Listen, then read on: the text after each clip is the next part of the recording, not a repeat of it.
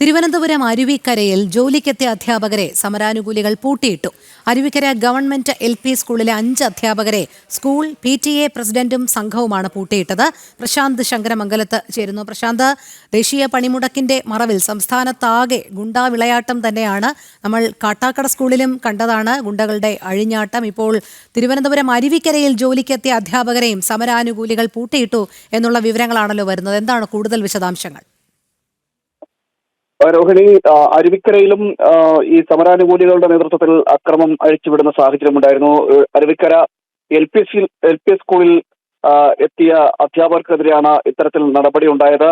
5 പേരെ ഗേറ്റ് പൂട്ടിയിടുന്ന ഒരു സാഹചര്യമുണ്ടായി. തുറക്കില്ല എന്ന് അവർ പറയുകയും ചെയ്തു. സമയം കഴിയുന്നത് വരെ, സമരത്തിന്റെ സമയം കഴിയുന്നവരെ തുറക്കില്ല എന്ന വാശിയിലായിരുന്നു ഈ സമരക്കാർ. സ്കൂൾ PTA പ്രസിഡന്റും സംഘവുമാണ് ഈ അധ്യാപകരെ പൂട്ടിയിടുന്നതിൽ മുൻപന്തിയിൽ നിന്നത് എന്നാണ് ഇതിനകത്ത് എടുത്തു പറയേണ്ടിയിരിക്കുന്നത്. സ്കൂൾ സമയം കഴിഞ്ഞിട്ടും തുറക്കാൻ ഇവർ തയ്യാറായില്ല.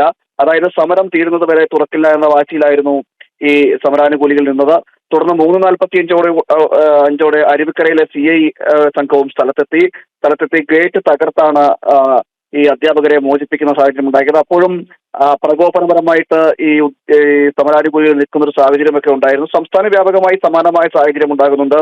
ഈ തൊഴിൽ സമരത്തിന്റെ പേരിൽ അക്രമങ്ങൾ അഴിച്ചുവിടുന്ന ഒരു സാഹചര്യത്തിലേക്ക് എത്തിയിരിക്കുന്നു. ജോലി ചെയ്യാൻ സമ്മതിക്കാത്ത ഒരു നിലയിലേക്ക്, തൊഴിലാളി സമരം എന്നാണ് പറയുന്നതെങ്കിൽ പോലും തൊഴിലെടുത്ത് ജീവിക്കാൻ സമ്മതിക്കാത്ത നിലയിലേക്ക് ഈ സമരം എത്തുന്ന ഒരു സാഹചര്യമുണ്ട്. തിരുവനന്തപുരം ജില്ലയിൽ തന്നെ നിരവധി സ്ഥലങ്ങളിൽ സമാനമായ രീതിയിൽ പ്രകോപനപരമായി ഈ സമരാനുകൂലികൾ എത്തിയിരുന്നു. അരുവിക്കര സ്കൂളിലും സമാനമായ രീതിയിൽ എത്തിയിരുന്നു. അതിലത്തെ എടുത്തു പറയേണ്ടത് പറഞ്ഞത് അരുവിക്കര സ്കൂളിലെ ഈ സ്കൂൾ PTA അംഗം കൂടിയാണ് ഇതിന് മുൻപന്തിയിൽ നിന്നതെന്ന് കൂടിയാണ് ഏറ്റവും എടുത്തു പറയേണ്ടത്. ശരി, പ്രശാന്ത് ശങ്കരമംഗലത്താണ് വിവരങ്ങൾ നൽകിയത്.